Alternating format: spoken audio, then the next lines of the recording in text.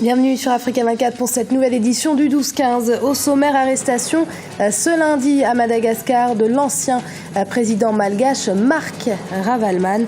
En exil en Afrique du Sud depuis sa destitution en 2009, il avait décidé de retourner dans son pays après l'élection du président Hériradona Ramaphosa. Les 27 ex-otages enlevés par Boko Haram au Cameroun et libérés dans la nuit de vendredi à samedi ont été reçus par le président camerounais Paul Biya qui entend bien poursuivre sa lutte contre le groupe terroriste. Et l'agriculture, véritable facteur de développement économique. Fort de ce constat, la Côte d'Ivoire ambitionne de devenir le grenier à riz de l'Afrique de l'Ouest. L'ancien président malgache Marc Ravaloman, en exil depuis 6 ans en Afrique du Sud, a été arrêté ce lundi par les forces spéciales de la gendarmerie malgache à son domicile le jour même de son retour dans son pays. Pour rappel, après avoir été renversé début 2009 par André Rajoelina, Marc Ravaloman avait notamment été condamné aux travaux forcés à perpétuité par contumace pour la mort d'une trentaine de manifestants partisans d'André Rajoelina. Le point tout de suite avec Ibrahima Dindiaye.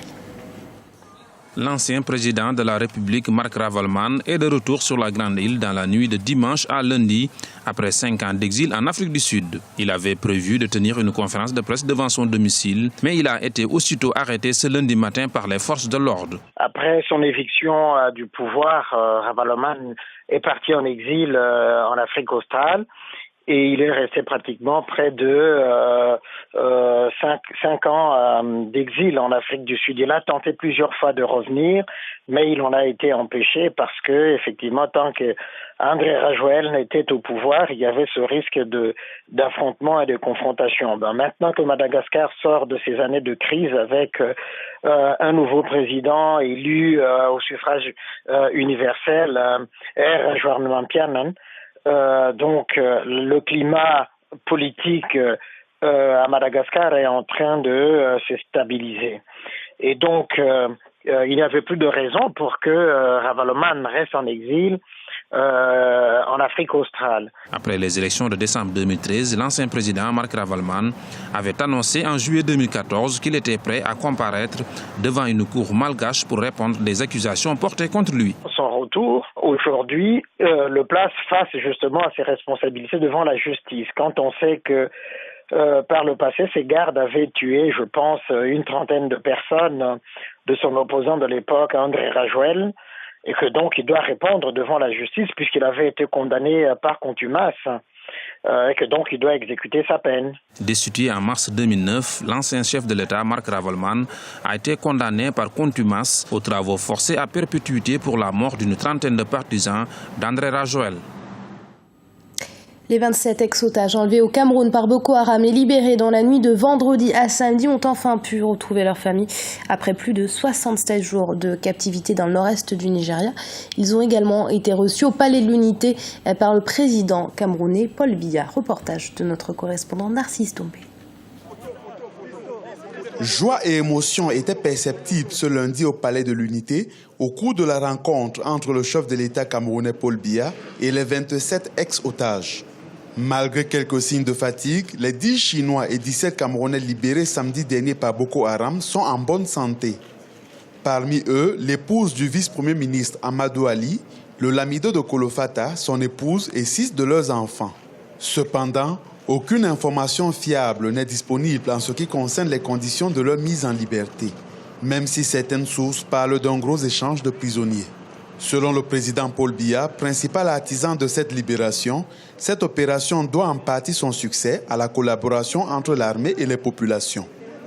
Nous devons ce bon résultat également à l'engagement des populations du Cameroun, que ce soit du nord, du sud, de l'est ou de l'ouest, je dirais même plus les populations de l'extrême nord, qui vivent le calvaire tous les jours, mais qui apportent aux forces de l'ordre un concours que nous apprécions. La détention de ces 27 personnes dans le nord-est du Nigeria a duré plus de 2 mois dans des conditions difficiles. Nous étions à même le sol. Et ça, je vous dis, pendant tout notre séjour, nous étions sur des espèces de bâches en plastique. Et c'était ça qu'on avait comme matelas. Et je vous assure, c'est pas évident. Tous les 17 ou avec les Chinois?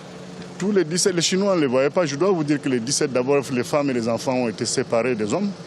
Ça, c'est déjà un premier traumatisme. Surtout que moi, c'était ma famille et je n'avais aucune nouvelle de cette famille. Et les hommes qui restions, nous étions 8, on nous a séparés en 2 groupes. Et les Chinois, nous ne savions même pas où ils étaient. Nous les avons seulement revus la dernière semaine de notre libération.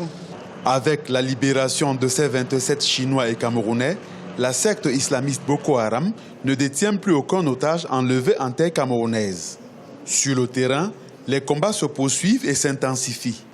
Selon certains médias locaux, l'armée camerounaise a appréhendé ce lundi 4 islamistes infiltrés et un 5e a été abattu. Le potentiel de l'agriculture de l'Afrique est immense, d'autant plus que le continent abrite 60% des terres non cultivées dans le monde. Remettre ce secteur au cœur des politiques africaines semble donc nécessaire pour atteindre l'autosuffisance alimentaire, mais également pour lutter contre le chômage. En Côte d'Ivoire, les autorités misent donc sur l'agriculture et notamment sur la culture du riz pour favoriser le développement du pays. Ibrahima Dindiaye. L'autosuffisance alimentaire est l'un des défis les plus importants auxquels fait face l'Afrique. Pour trouver une réponse à cette problématique, plusieurs États du continent commencent à remettre l'agriculture au centre des politiques de développement. La Côte d'Ivoire cherche désormais à devenir le plus grand producteur de riz en Afrique de l'Ouest. Pour relever ce défi, le gouvernement, mais également les entreprises privées, investissent massivement pour revitaliser le secteur risicole. Les ambitions vraiment de la Côte d'Ivoire, c'est d'être le grenier de toutes ces sous-régions-là. Et à partir de 2016-2017, dans le 2018, dès l'instant où on a mis en place le stock régulateur, le stock de sécurité, automatiquement on doit pouvoir satisfaire cette demande-là. Du fait même de la position de la Côte d'Ivoire, lui et moi, dans un certain nombre de... Les gens, la sous-région compte sur nous et nous on a les capacités de le faire. Une fois depuis près de 30 ans, on a diminué les importations Côte d'Ivoire sur l'année suivante, l'année précédente, d'environ 35%. Je pense que l'élan va se continuer encore en 2014. Nous sommes en train de regarder les chiffres. Je pense que d'ici à la fin de l'année, on sera à peu près dans les mêmes chiffres. Des initiatives ont été prises par le gouvernement, comme la distribution de semences à haut rendement aux agriculteurs, mais également le financement de nouvelles zones de production et de systèmes d'irrigation. Des mesures saluées par la population. Le riz, on est content de faire le riz. Parce que ça, c'est notre travail. Nous, on ne fait pas cacao ni café. Diversifier l'agriculture est devenu une priorité pour le plus grand producteur de cacao dans le monde. Quelques 477 milliards de francs CFA sont investis dans la période 2012-2016 afin de développer l'industrie du riz et de créer des emplois. La 9e édition du Forum pour le développement en Afrique s'est ouverte ce 12 octobre à Marrakech, au Maroc, à un forum co-organisé par la Commission de l'Union africaine, la Commission économique pour l'Afrique et la Banque africaine de développement et qui vise à asseoir de vrais mécanismes de financement du développement en Afrique, puisque nous vous le rappelons, le continent jouit de très bonnes perspectives de croissance mais est toujours confronté à un déficit de financement très important.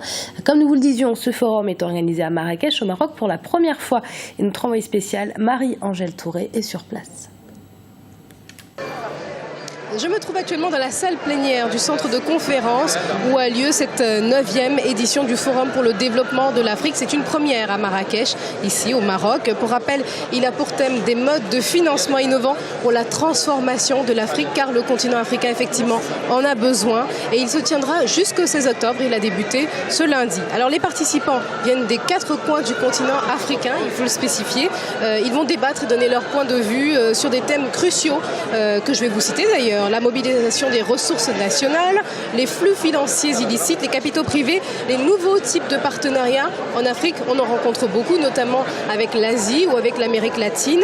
Ils vont aussi évoquer des questions de développement et de financement contre le changement climatique, car le continent africain est effectivement victime des changements climatiques, sans pour autant en être l'auteur. Des débats de précision qui seront très ciblés et approfondis sur ces questions qui sont relatives donc aux questions de financement.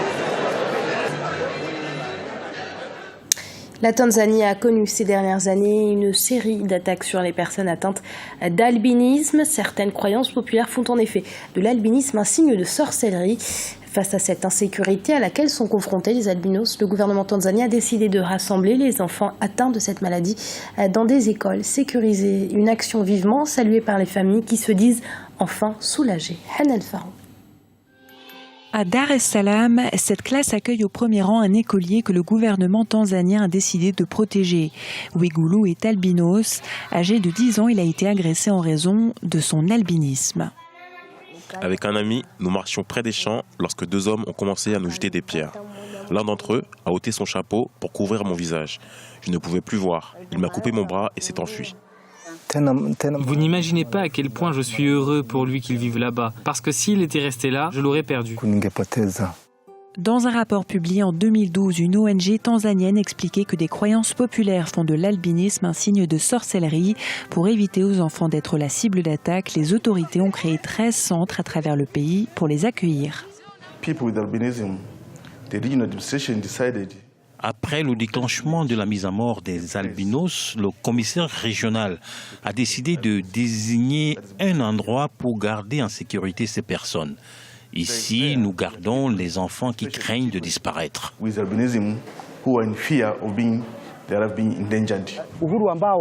Ils ont besoin d'être libres. Ce n'est pas bon pour eux d'être cloîtrés ici, mais nous n'avons pas le choix face aux menaces qui les guettent. Dans les régions frontalières entre la Tanzanie et le Burundi, les croyances occultes restent vivaces au sujet des albinos. On attribue à leur corps des vertus magiques recherchées par les sorciers et les guérisseurs. En Tanzanie, chaque année, plus de 500 albinos sont victimes de leurs différences. C'est la fin de ce journal. Merci de l'avoir suivi. Restez sur Africa 24. L'info continue.